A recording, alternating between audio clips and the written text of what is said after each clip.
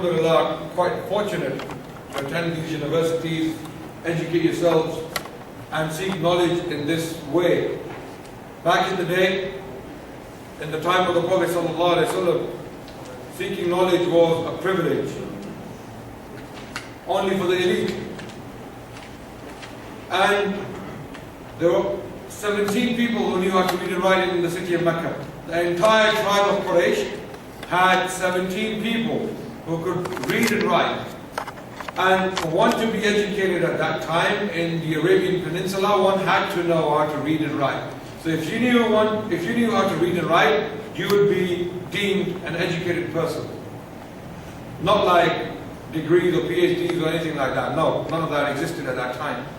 So knowledge, as far as knowledge was concerned at that time, literacy, or the definition of literacy was concerned, it went as far as reading and writing. So if someone could read a letter or write his own name, that was literacy for them. Whether they had read the books of Galen and Aristotle or other philosophers, or those who wrote before them, wasn't the case, wasn't important at all. If you knew how to read and write, that was it. Prophet ﷺ wasn't one of them. He wasn't one of those people. How do we know this? We can ascertain that today from the Quran. Quran was a public book, recited publicly 5 times a day, every single day.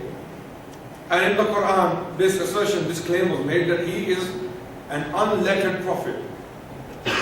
النبي أمي يجدونه مكتوبا عندهم في التوراة والإنجيل. The one who is mentioned in the Torah and in the Gospel of Jesus Christ. So he was an unlettered prophet who didn't know how to read and write. And the Quran goes even further. It states that, O Muhammad sallallahu alaihi wasallam, you have never read a book before this one, and you've never written something with your right hand before.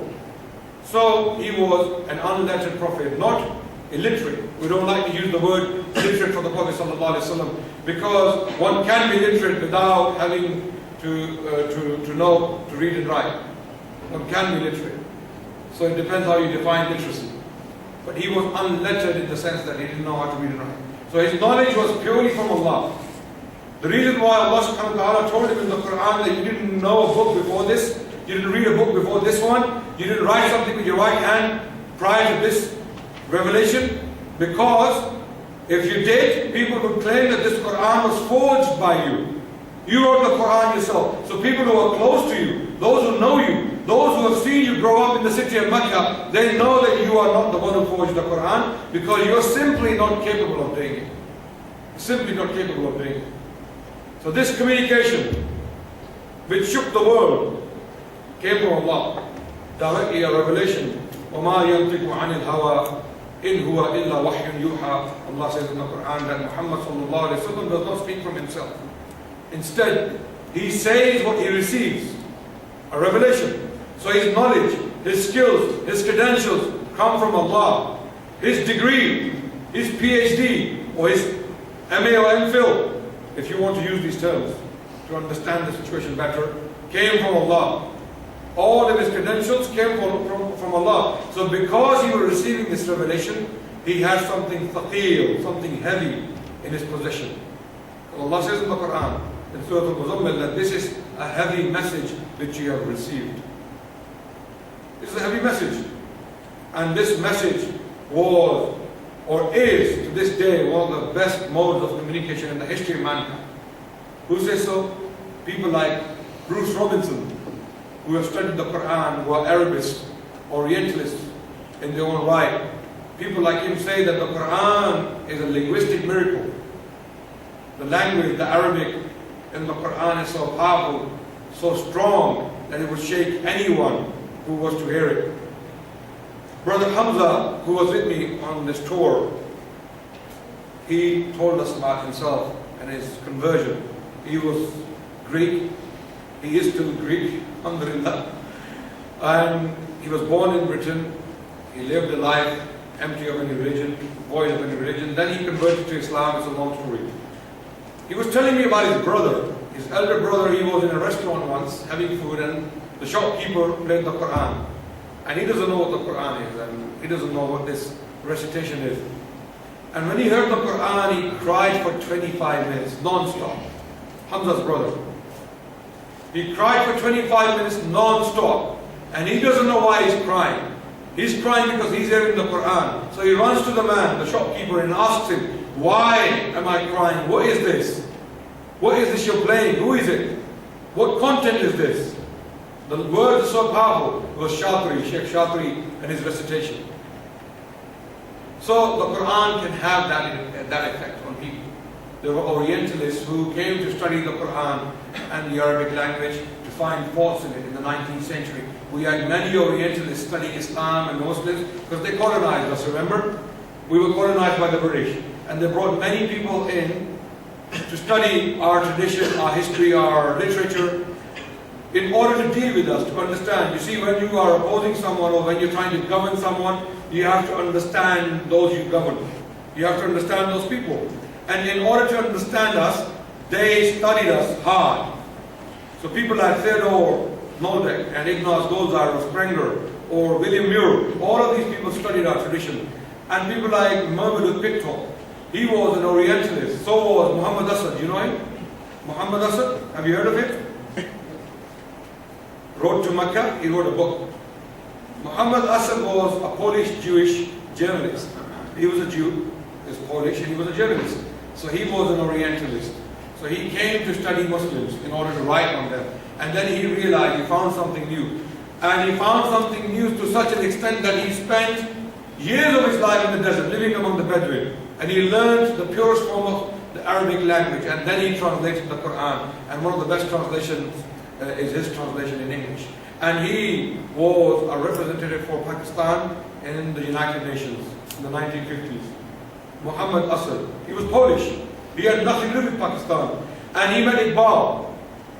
He was on his way to Indonesia to study the Muslims and the Muslim civilization in the Muslim world. Iqbal said to him that at that time Muhammad Asad had already embraced Islam, having been affected by the Quran and its contents. And Iqbal, rahmahullah, told him that Muhammad Asad, you don't need to go any further. Here we need you in Pakistan. Well, Pakistan wasn't around at the time, but here the Muslims of the subcontinent, they need you.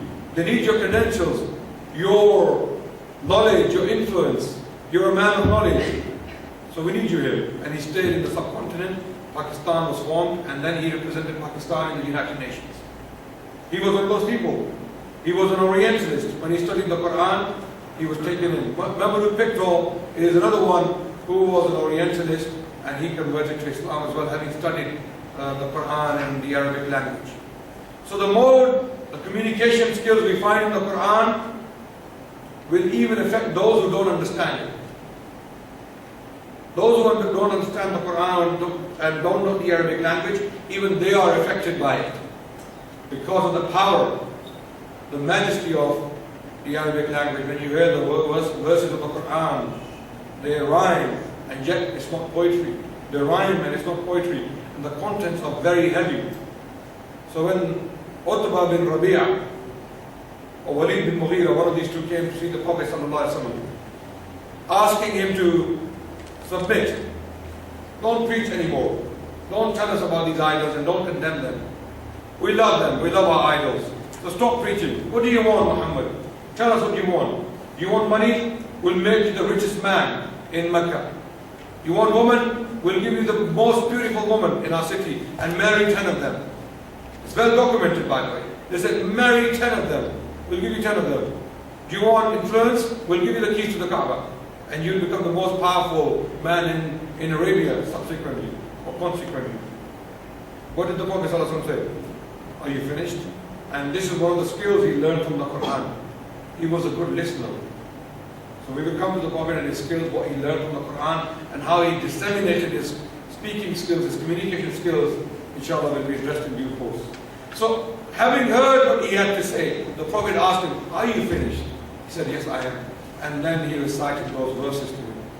أَلَمْ تَرَ كَيْفَ فَعَلَ رَبُّكَ بِعَادٍ إِرَمَ ذَاتِ الْعِمَادِ الَّتِي لَمْ يُخْلَقْ مِثْلُهَا فِي الْبِلَادِ وَثَمُودَ الَّذِينَ جَابُوا الصَّخْرَ بِالْوَادِ وَفِرْعَوْنَ ذِي الْأَوْتَادِ. And he was shaken.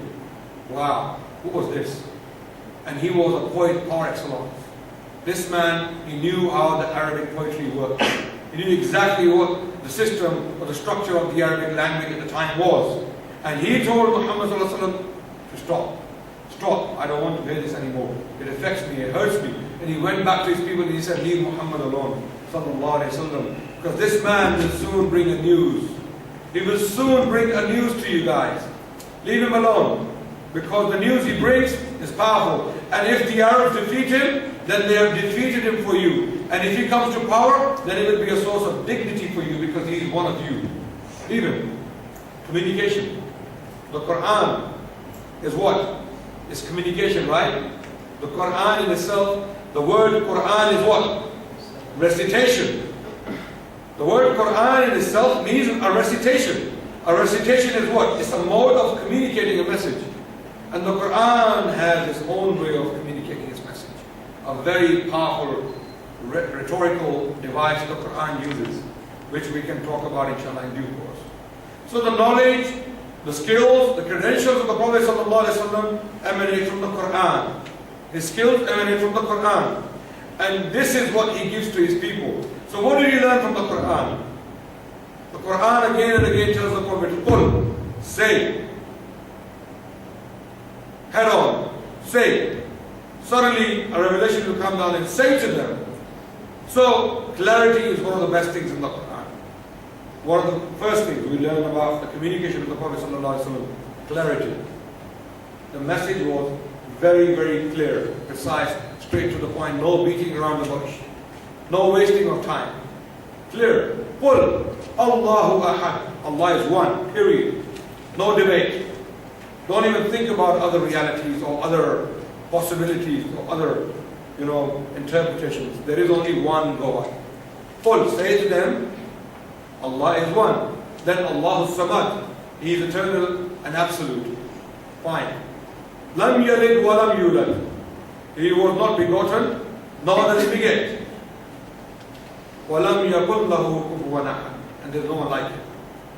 Very straightforward, very clear, no room for another interpretation, and the message is delivered in simple terms. Clarity. Very, very important. So for a good communicator, your message, your speech, your rhetoric, your oratory has to be clear, straight to the point. No beating around the bush. First point. Second point, the Messenger of Allah ﷺ was a very dedicated and sincere listener. Listening is part of communication skills. Communication is both ways, right? Sometimes you're speaking, but then you have other people involved. When you communicate, there are other people involved, right? Sometimes you have to listen. So he would give his ear from the depth of his heart. So when he listened to people, he listened to them. He didn't just listen to them for the sake of it. So how did the Prophet ﷺ listen? He listened when people spoke to him. So the example I gave you, when the Quraysh came to him, spoke to the Prophet ﷺ and told him all of these things, that we'll give you woman, we'll give you money, we'll give you the keys. He's listening. He's paying attention. He's not forming his answer while he's speaking. Sometimes what happens is, we assume what the person is going to say, and we jump to conclusions. While a person is speaking to us, we're jumping to conclusions. Is that clear? Is that true? Right? Sometimes we're listening, and at the same time we're making an answer. How do I respond to this? And then that's a bad thing to do. The Prophet was not like that. He would listen sincerely. He would give his ear from the depth of his heart. He would listen, and every single thing he listened went inside him. He took it in, he understood it, and then he responded. And his response was always clear, straight to the point, precise. Is that clear? Okay. Also, the Prophet ﷺ, when he would communicate with his companions, his tone was very important. And it was according to the subject. The tone he used with his companions and his followers was used according to the subject. For example, when he was describing something which they need to fear, his voice would rise. It would rise, it would become louder and louder.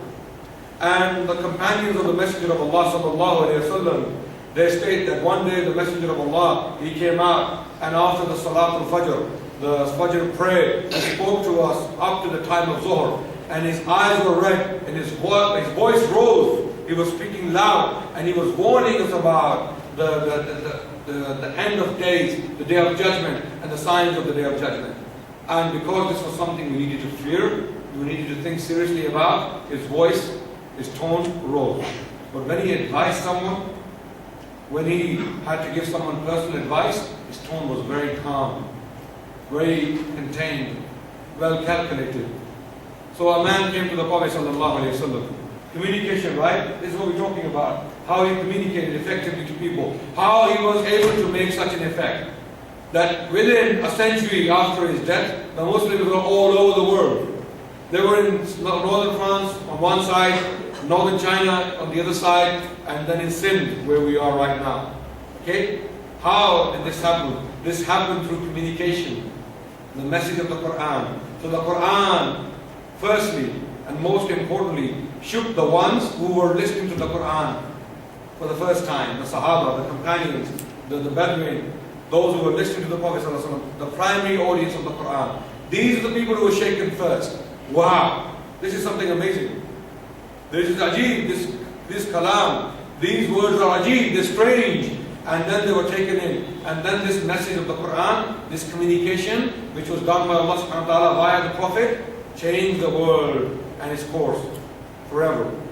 So, a man came to the Prophet ﷺ and he said, I can accept everything in Islam, but I can't abandon adultery. I can't stop adultery. I just like to do adultery. That's my weakness. How would you respond to such a man? Generally speaking. How would you respond to such a man? You would get angry, right? So what are you talking about? You crazy? You lost your mind? What are you trying to say? You like to do adultery?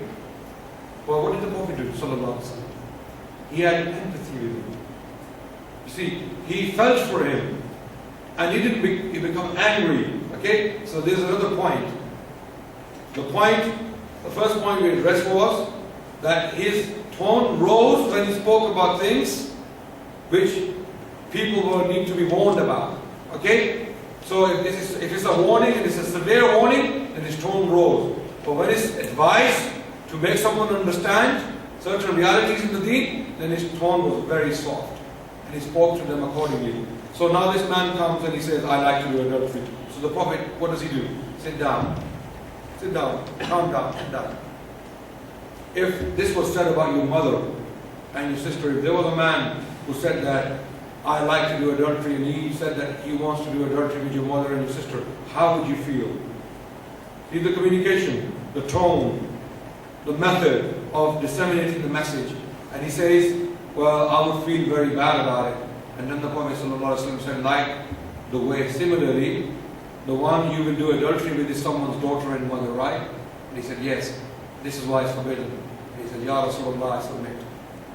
Ya Rasulullah, I submit, I will never do it. Allahu Akbar. Simple, straightforward. The tone was very important. He didn't become angry. He didn't bash him. He didn't say, oh, you this and you that, you sinner. How dare you come and talk to me like that?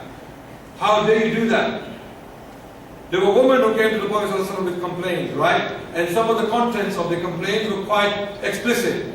Okay? One of the women, she came and she complained about, her husband and his capacity, physical capacity. And then she actually gave the grim details. So much so, to such an extent that the Sahaba, they were uncomfortable. They were thinking, how can this woman talk like this in front of the Prophet of Allah? And then he said to them, calm down. She has a problem. We need to deal with it. We don't condemn people like that. Communication. You see, it was all about communication, how we use the tone and how we disseminate the message and the contents of our communication. So he was a dedicated listener. When he spoke according to the subject. His tone was according to the subject. You see, it was appropriate for the subject. So if it was a warning where people had to be warned, for example, when he came to the Mount Safa, he stood on the mountain, this little Mount Safa, and he said, Ya Ma'shar al-Quraysh. He shouted loud, come, it's a warning, I have a warning. Why is he doing this? Because the Quran is telling him, Ya ayyuhal mudaththir, qum fa'andir wa rabbaka fakabbir. Oh, you the one who covers himself, rise, boom, rise, wa rabbaka fakabbir, and go and warn the people about the greatness of your Lord. So he's risen. He rises and he goes to the Mount Safa and he climbs the mountain. He says, Ya Ma'shar al-Quraysh, come, O Quraysh, listen to me. And it was a loud a loud announcement, and the people came and they listened to him, and then he said to him, قُولُوا لَا إِلَهَ إِلَّا اللَّهُ وَتَوْفِيقٌ. Having told them about the mountain and an army behind this mountain, if I was to tell you that there's an army behind. So there is another method in this of communication. He would give examples, okay, to summarize his case, to break the case down properly for his audience. He would give examples. He would establish the hujjah even before he began.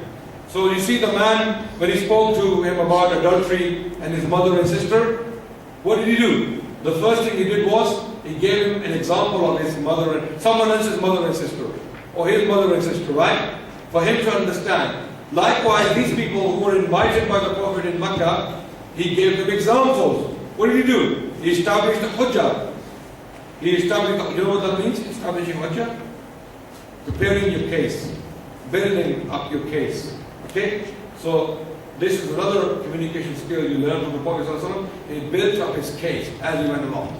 So he didn't just randomly go and say, people, I'm the messenger of God, you have to obey me now. It wasn't like that. They would have rejected him, right? Right?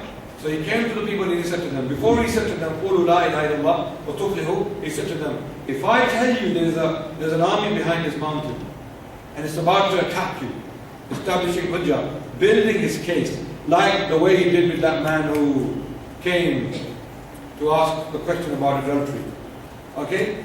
And the people, what did they say? You are a sadiq al-amin. You are the truthful one, you are the trustworthy one. We will believe you because you have never lied to us. You're not a person who is known for his lies. Or you never lied to us, so we believe you. Then he has built his case. He has taken the hujjah from them. He's established the hujjah that I am that person, you know me, I'm not a liar. Now, قُولُوا لَا إِلَهَ إِلَّا اللَّهُ وَتُفْلِحُوا. Say Allah is the only being worthy of worship, and then you will prosper. You will prosper. And they were about to accept Islam until Abu Lahab, his own uncle, intervened and rejected Islam. Likewise, another man comes to him and he puts a cloth around his neck and he says, Muhammad, tell me about Islam. A very harsh Bedouin. What did the Prophet say to him? Get lost, get away. How can you do this to me? No. The Prophet again established his hujjah. He built up his case. If I did the same thing to you, would you like it? He said no. He said no. He said, you're a messenger of God, you would never do something like this. Then the messenger of God said, then do to others what you like done to yourself. Right? So he was building his case. So these are the communication skills the Prophet ﷺ was learning from the Quran and then disseminating. And Allah taught him. Then the message would be given, coming to the Quran now, the methodology of the Quran. The message would be given in snippets, in glimpses. For example, Allah subhanahu wa ta'ala changed his topic like this in the Quran. It's a rhetorical device that Allah uses. It's a very effective device, linguistically. So when Allah subhanahu wa ta'ala is talking about a question in the Quran, you know, Surah Al-Naba, you know, the first surah of the 30th parah, the 30th juz, is one of the best rhetorical devices, one of the best rhetorical methods Allah uses in the Quran, very clear. So how does the surah begin? How does the surah begin? عَمَّ يَتَسَاءَلُونَ. Okay? عَنِ النَّبَإِ الْعَظِيمِ الَّذِي هُمْ فِيهِ مُخْتَلِفُونَ كَلَّا سَيَعْلَمُونَ ثُمَّ كَلَّا سَيَعْلَمُونَ. So the point is, they are asking a question. And the question is about the hereafter. Okay? So before Allah subhanahu wa ta'ala directly answers the question, again, you see the Prophet ﷺ, he learned his skills from the Quran, building up the case. Building up the case. So Allah does exactly that in the Quran. So first Allah declares the question. What is the question? They ask a question about that day, the great news. عَمَّ يَتَسَاءَلُونَ عَنِ النَّبَإِ الْعَظِيمِ الَّذِي هُمْ فِيهِ مُخْتَلِفُونَ. They ask a question about that great news about which they differ. Okay? Having clarified the question, what does Allah do? Can anyone help me from the audience? What does Allah do in this surah? What happens suddenly? The answers? How? Sorry? The answer to that questions? How does he do it? The question is about the hereafter, the day of judgment. Naba'il Azim, the great news. The great news is the day of judgment. Okay? Yawm al-Qiyamah. That is the question. They ask a question now. How does Allah address the question? How does He answer the question? I think He answers them by explaining the day of judgment. Okay. He establishes His case. Allah builds His case.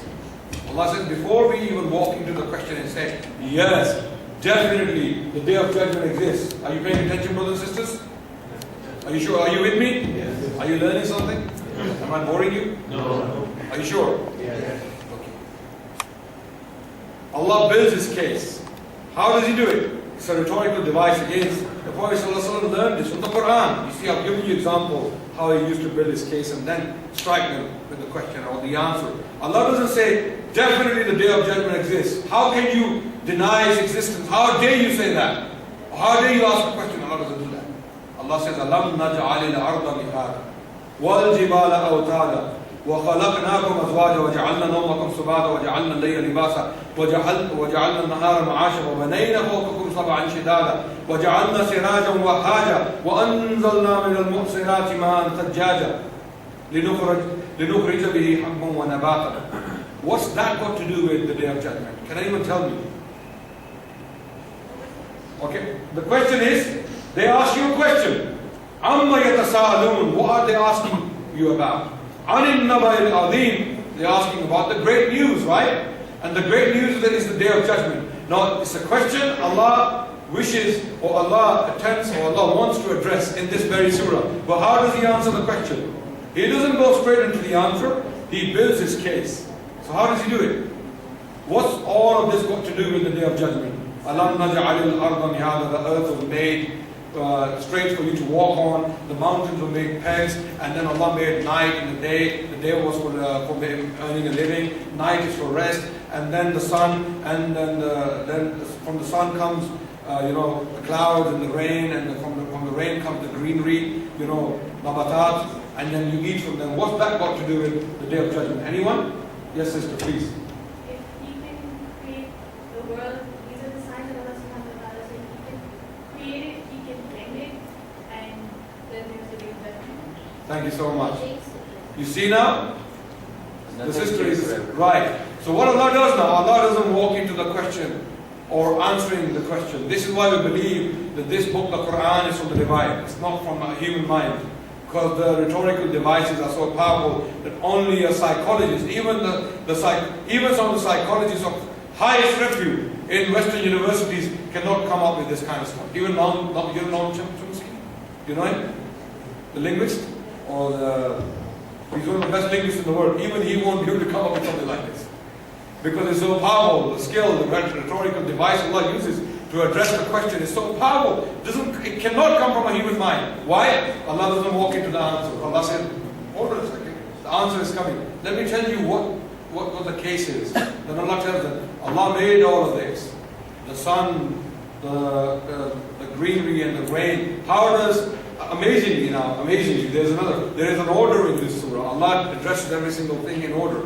Alam naj'alil arda mihada wal jibala awtada wa khalaqnakum azwaja. First, Allah made earth straight for you to walk on. Then Allah put mountains on earth. Are you listening? Yes. Then Allah put mountains on earth. Okay? And then came human beings. وَخَلَقْنَاكُمْ أَزْوَاجًا. After mountains, Allah has established earth. Mountains are there to stabilize the earth. And now comes human beings to live on earth. وَخَلَقْنَاكُمْ أَزْوَاجًا وَجَعَلْنَا نَوْمَكُمْ سُبَاتًا. And now your sleep is a rest for you. وَجَعَلْنَا النَّهَارَ مَعَاشًا وَبَنَيْنَا فَوْقَكُمْ سَبْعًا شِدَادًا. Okay? And your night, your day is وَجَعَلْنَا سِرَاجًا وَهَاجًا وَبَنَيْنَا فَوْقَكُمْ سَبْعًا شِدَادًا. So Allah is saying that your day is for earning, and then Allah talks about the sun. And then 7 powerful layers Allah talks about, okay? And then sun is directly connected to rain. The sun, وَأَنزَلْنَا مِنَ الْمُعْصِرَاتِ مَاءً ثَجَّاجًا. Then Allah sends down rain. What's rain got to do with the sun? Anyone? Evaporation, right? Without the sun, there is no evaporation. And without evaporation, there is no rain. So, evaporation comes after the sun and its heat and its power. And then from evaporation comes rain. And from rain comes what? Nabata. Nabata. The fruits we get. Fruits we get for our existence. So Allah is making His case. Before Allah goes into the answer, Allah tells you this is how powerful Allah is. This is what He can do. And every single verse, Wallahi al-Azim, you can write books on it. You know, وَجَعَلْنَا سِرَاجًا وَهَّاجًا, on this, you can write a book. Let me give you some examples. We're talking about communication, but to make my point clear, this is very, very important. Here Allah talks about the sun. Why is it the sun? وَجَعَلْنَا سِرَاجًا وَهَّاجًا, a burning lamp in the heavens, which you can see every day. You know how far the sun is? It's a sign of Allah, right? How far is it? Millions of miles away. Burning continuously, emitting energy every single second of your life. Okay? And one of those flares which emits from the sun, you know, when you see the sun burning, and if you look at the sun from using a powerful telescope, which some of the scientists have attempted, they see the flares, you know, because the sun is continuously burning and fire is coming out of the sun continuously. It's millions of miles away. You cannot possibly reach it if you were to travel towards it, right? And one of these flares, listen to me carefully, one of these flares is equivalent to 200 billion atomic bombs. Unimaginable energy. You cannot imagine ad infinitum. Okay? Your mind simply cannot encompass or comprehend this energy. 200 billion atomic bombs. 10 or 15 or 20 would be enough for this earth, okay? I'm talking about 200 billion atomic bombs. One of those flares, just one of those flares which comes out of the sun. وَجَعَلْنَا سِرَاجًا وَهَّاجًا. Allah made it. So the question is what? The Day of Judgment. And what happens in the Day of Judgment? Jahannam or Jannah, right? So Allah is telling you that's a Jahannam burning in front of you. Look at it. Just look at this Jahannam burning in front of you. It is millions of miles away, and how dare you deny the existence of Jahannam? Communication, right? Allah is communicating His message. He's answering the question now. Then He comes to Inna yawm al-fasli kana miqat. That day is established. You cannot deny it. You cannot deny it. So having said all these things, having explained His Majesty's power, having described the existence of yourselves and the power of nature which He's created around you, now He says, Inna yawm al-fasli kana miqat. That day, the Day of Judgment, is absolute. It will happen. There's no doubt about it because of these things. You see, Allah can create all of this.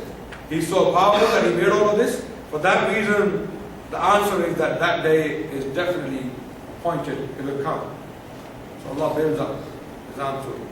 And the surah goes on, and there are many other things we can discuss in the surah. So the Prophet ﷺ took his communication skills from the Quran directly, and he disseminated them in that way.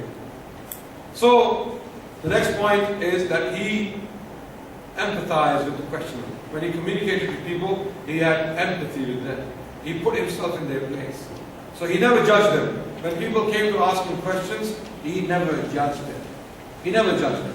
Okay? So when he communicated with people, he put himself in the place of those people who were his listeners, his audience.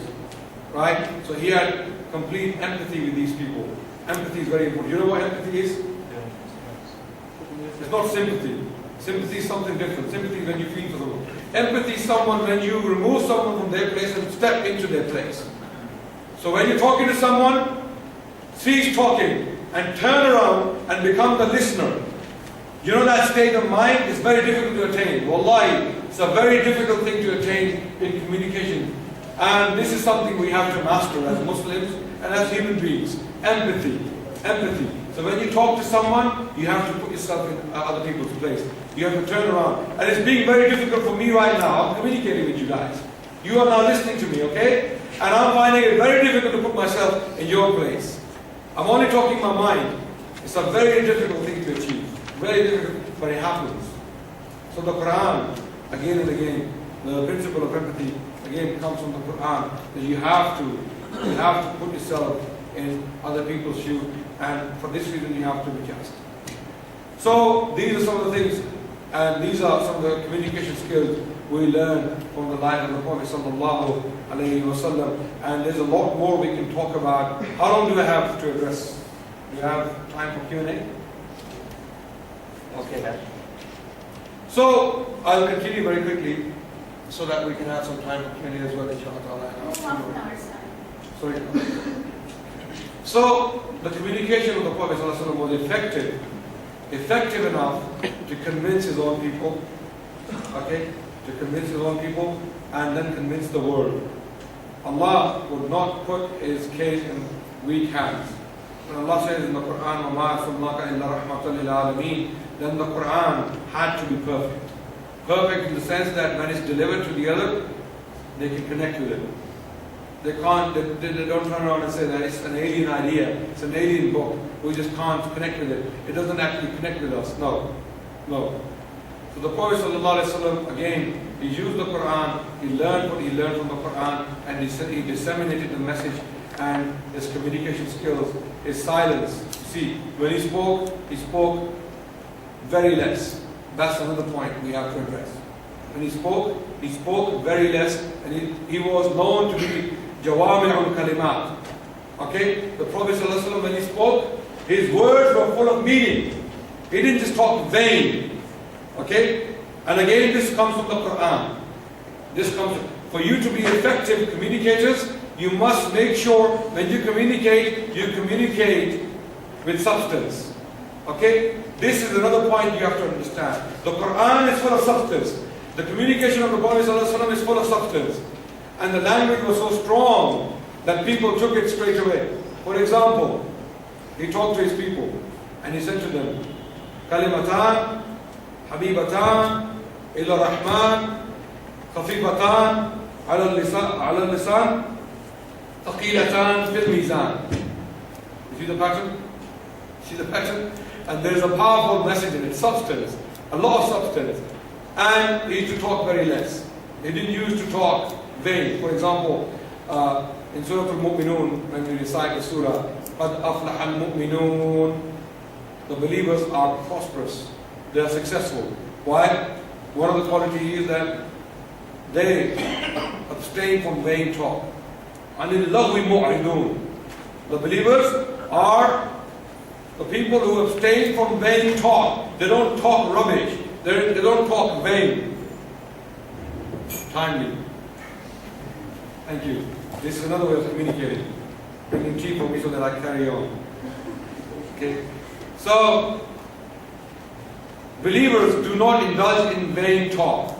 So this is exactly what the Prophet did. Another communication skill. You don't talk vain. Because when you talk vain, you lose the effect of your communication. Is that clear? Is that clear? So when you talk rubbish, when you talk vain, when you don't have substance in what you're talking about, you lose the effect of your communication. So the Prophet ﷺ communicated beautifully. Kalimatan, Habibatan, ila Rahman, Khafifatan, ala al-mizan, thaqilatan, ala al-lisan, thaqilatan fil mizan. Two, now the meaning, look at the substance. Two words, kalimatan. Okay? Two words are very light on the tongue. Okay? And beloved to Allah subhanahu wa ta'ala. Habibatan ila Rahman. Allah loves these two words. Kalimatan, Habibatan ila Rahman. Allah loves them. Okay? Khafifatan ala lisan. And they are very light on the tongue. Okay? Thaqilatan fil mizan. And they are very heavy in the scale. So, straight to the point, concise, precise, okay, and free of any vain talk. And he hits the people who are listening. So no vain talk. Talk with substance, and there's plenty of substance. Every single word has a meaning, right? These two words are loved by Allah, very significant. Okay, they're very light on the tongue, not difficult to recite. That's another one. Subhanallah al-Azim, Subhanallah al-Hamdi. These are the two words, right? And then they are very heavy on the scale. The reward is very heavy. So the Prophet ﷺ, when he communicated, his communication was full of substance. Again, when he took pledge from his people, when people came and they gave the pledge to the Prophet ﷺ, and what did he say to them? You have to do this for me, you have to do that for me, you have to and he wrote a manifesto for them, and a constitution was written, and the commentaries were written, none of that. No. Very straight, simple, straightforward. Bayi'uni. Give me your pledge. Pledge with me. Simple. Number one. Bayi'uni. Why? Because I'm the messenger of Allah. Pledge with me. Allah tushriku billahi shay'an. You will not ascribe partners with Allah. Number one. Substance. Now here's the substance. Wala tasriku. You will not steal. Wala taznu. You will not commit adultery. Wala taqtulu awladakum. You will not kill your children. Wala taqtu بِبُهْتَانٍ تَفْتَرُونَ بَيْنَ أَيْدِيكُمْ وَأَرْجُلِكُمْ. And you will not slander. وَلَا تَعْصُوا فِي مَعْرُوفٍ. And you will not disobey me in good. Period. Pledge. Done. Substance. Straight to the point. Easy to understand. Clarity. All of these things are there. So are you with me? Yeah. Have you learned something today about the communication of the Prophet sallallahu alaihi wasallam? So what did we learn? Now is the time to test. So that I know when I leave this place that I have left you with something. What did we learn? How did the Prophet communicate? Point number one. Sorry? Clarity. His message was very clear. His communication was very clear. Okay? Number two. He was a good listener. He was a good listener. Straightforward. Straightforward, which is like clarity. Built the case. Sorry? He built the case. Built his case. He built his case. He didn't give answers abruptly, okay? Yes. He used his tone. He was? He used his tone. His tone was very important. And his tone was appropriate for the subject. So if the subject required a high tone, a high voice, a loud voice, he did that. And if it required advising someone quietly about personal issues, his tone was very low. He didn't hammer people. Some people came to him and asked him a question. He didn't hammer them. He sat them down, he spoke to them. Right? And what else? Empathy. He would put himself in other people's place. And he was such a good, yes brother? He gave examples. He gave examples to effectively disseminate his message so that people understand what he's trying to deliver. So all these points are clear, right? You've taken them down. So you have learned how the Prophet ﷺ communicated with people and why he was so effective. And where did he get these qualities from? Quran. The best, the most powerful rhetorical device or rhetorical literature on the face of the earth, according to the non-Muslim scholars. Okay? Muslims always say that anyway. But the non-Muslims will tell you that the Quran is one of the most powerful literatures ever written in the history of mankind. Is that very clear? Any confusions? Now, about listening. The Prophet was such an amazing listener. Final point, and we go to the Q&A. He was such an amazing listener that he was away on an army, on an expedition once with his army, and then an old woman came to talk to him. And he has an army with him of Sahaba, all of them ready to depart. They are on their way to this place, wherever they're going. This woman comes and she says, I want to talk to Muhammad sallallahu alaihi wasallam. The Prophet descends, talks to her, and he gives her ear to her, and she's talking. She doesn't stop. And the army, the Sahaba, they're getting now really frustrated. What's going on? Because of this one woman, we have to wait so long. But this is how much of a listener he was. He didn't tell the woman, okay, lady, I'm sorry. Sama, quickly, we have to go. None of that. No. He's listening, he's patient, he's listening. Another example. When he was preaching to the Meccans. And look at why listening is so important in communication. And understanding what the other is saying to you. When he was preaching in the city of Mecca, the Meccans, they demonized him. Accusing him of sorcery and, sophistry and all of that. And then a woman came to the city of Mecca and she was told that there's a man, he's preaching a new religion, don't listen to him, he's mad. He's a magician. If you listen to him, you will be taken in. And now she's coming into the city of Mecca, she's carrying her luggage, she meets a man, and then that man, he sees an old woman, he says, let me help you. That man carries her luggage. He carries her luggage. And then she starts talking to him, and she knows such a good man, he's carrying the luggage for me, so let me do a favor for him. Or let me give him a favor. She says, there is a man in the city of Makkah. He is preaching a new religion. Don't listen to him. He's a very bad man. And this man, while he's walking with this woman, is listening. He's listening to all the insults, everything, and it goes on. And then they get to their destination. And then he puts the luggage down, and then he He's trying to go away. And the woman says, oh, I didn't even ask your name. Who are you? Sorry, thank you for doing me a favor. And he says, I'm the same man you were talking about. Muhammad sallallahu alayhi wa sallam. I'm the same man you were talking about. Listening, patience, empathy. And then she said, Ashhadu an la ilaha illallah wa ashhadu anna Muhammadan Rasulullah. She embraced Islam. But this man can never be a liar. He had so much patience and he listened to me all the way and didn't respond to one thing I was saying. This was the message of Allah in his communication skills. وآخر دعوانا الحمد لله رب العالمين. And brothers and sisters, you are welcome to ask questions. Thank you so much for listening. Any questions or statements or comments? You are welcome to ask questions. If you have any questions, please stand up. My name is Adil and I'm a faculty member here at Szabist.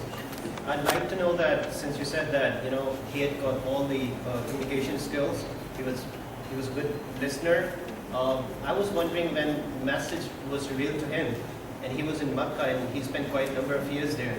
So what was the thing missing that forced him to migrate from Makkah to Medina, although he had got all the learning communication skills, and all the leaders in the tribe, they knew that he had got the truth. So what was the problem? The problem was the implication of the statements La ilaha illallah. They didn't accuse Muhammad sallallahu alaihi wasallam of being deceitful or a liar because they knew he's not a liar. So that didn't work. Even when they said that these are old stories which he's copying, and they accused him of many things, but they actually knew that he is the truthful one and the trustworthy one. To such an extent that even when they were persecuting him, they would come to him to place their belongings with him. They would come to him. They didn't trust anyone else in the city of Makkah. They came to Muhammad sallallahu alaihi wasallam and they said, okay, take our belongings, keep them with you. Even though they were persecuting him. And when he left, the reason why he left Ali behind, his cousin, so that he can go around and give the belongings back to the people. Okay? So the reason why he migrated was that very reason. They rejected the implications. The social order in Makkah was shaken by this message. This message came to challenge the existing political order in Makkah. What was that? The powerful rules, the tyrants rule, and the poor are suppressed. They are not listened to, they don't exist. And when this message comes now, the message of Islam tells the slave and the master, you are both equal. The order, the political and the social order within the city of Makkah was shaken. So they didn't have a problem with the message itself. The message was beautiful. They were humans, they had that psychology. They could connect with the message. Don't commit adultery, don't steal, don't kill your children. Okay, these are good things. Why did they reject him? They rejected him because of the implications and because of what they were to lose if they accepted Islam. So they had a lot to lose. Their social order, their existence, their economy was based upon idol worship and the money they were making from, all the fairs and fun fairs and all the things they used to organize, and the cloth they used to sell, and the things they used to sell, and that little idol, the mortal they used to carve. So all of this would have been destroyed. But they didn't believe him when he said, the Prophet ﷺ said, Qulu la ilaha illallah tuflihu. Say la ilaha illallah, you will prosper. They thought, no, material gain is better than this gain. But he was even giving the material gain as well. That if you believe in Allah, Allah will give you the world. And what happened? What happened? This is the question. When he told them this, what happened? When they believed in it, Allah gave them the world. Within a century, they had the world, right? So that's why he had to migrate, because they were persecuting him, because he was challenging the socio-political order of the city of Mecca at the time. And then the tyrants and the oppressors, they would have lost their power if he came to power, because then they would have to obey the message of Allah. What did the Quran say? Ya ayyuhalladhina amanu ati'u Allah wa ati'u Rasul wa ulil amri minkum fa in tanaza'tum fi shay'in farudduhu ila Allah wa Rasul. Okay, or you believe, obey Allah, obey the messenger. Now they have to obey the messenger. That was the problem. That was the problem. Anyone else? Any questions? Yes, sister, please.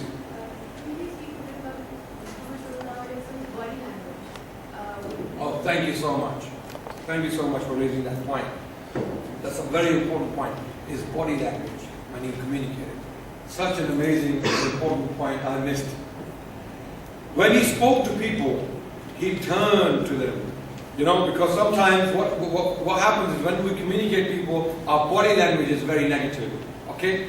And people can tell whether you are listening or not. Okay? So because part of his listening was his body language, and part of his talking was his body language again as well. So when he would talk to people, he wouldn't talk to someone. For example, if there was someone on that side, he wouldn't talk to the person like this. He would turn. All of his body would